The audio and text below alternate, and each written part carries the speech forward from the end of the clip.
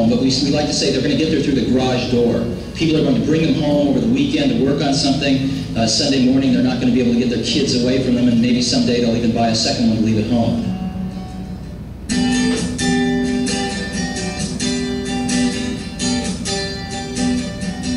The strangest thing about Apple is it hasn't had a good consumer product.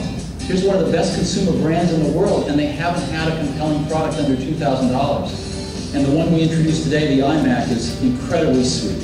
So I think it's going to make a big difference.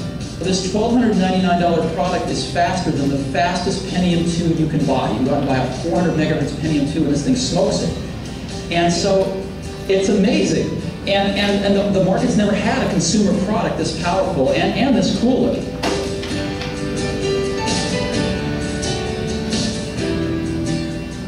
What is iPod? iPod is an MP3 music player, has CD quality music, and it plays all of the popular open formats of digital music. But the biggest thing about iPod is it holds 1,000 songs. Now this is a quantum leap because for most people, it's their entire music library. This is huge. The coolest thing about iPod is that your entire music library fits in your pocket.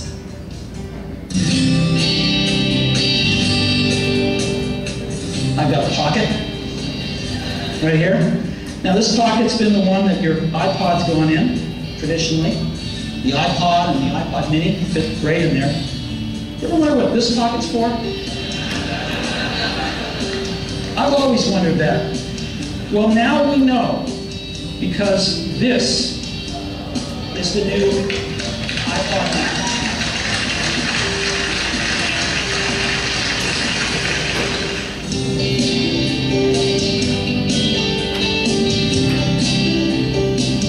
Today, Apple is going to reinvent the phone. An iPod, a phone, and an internet communicator.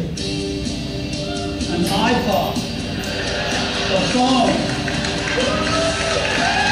Are you getting it? These are not 3 separate devices. This is one device.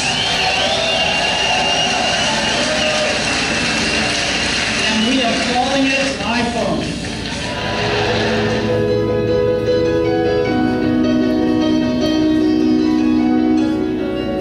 And the question has arisen lately, is there room for a third category of device in the middle? Something that's between a laptop and a smartphone. And of course, we've pondered this question for years as well. The bar is pretty high. In order to really create a new category of devices, those devices are going to have to be far better at doing some key tasks. And we call it the iPad. And what this device does is extraordinary. You can browse the web with it. It is the best browsing experience you've ever had. It's phenomenal to see a whole web page right in front of you, and you can manipulate with your fingers. It's unbelievably great. Way better than a laptop. Way better than a smartphone.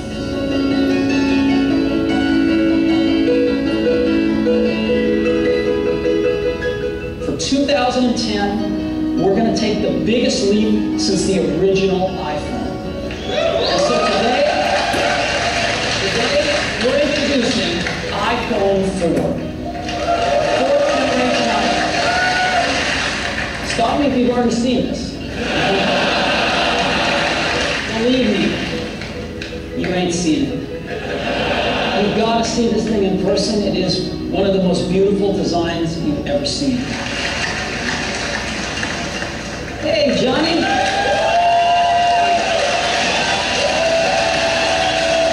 I grew up here in the U.S. with the Jetsons and with Star Trek and communicators, and just dreaming about this, dreaming about video calling, and it's real now.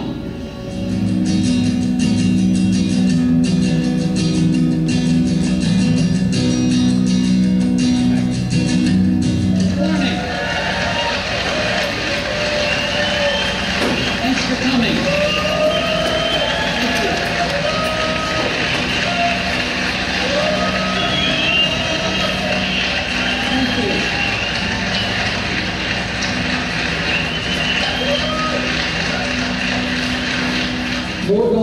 introduce today iPad 2, the second generation iPad. It is an all-new design. It is not a tweaked design. It's not got marginal improvements. It's a completely new design. And the first thing is, it's dramatically faster. One of the most startling things about the iPad 2 is it is dramatically thinner.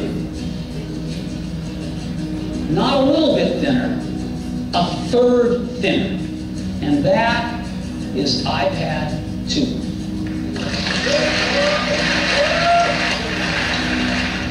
As always, I'd also like to thank everyone's families, because they support us and let us do what we love to do. So thank you very much to our extended families out there who make it possible for us to work our tails off making these great products for you.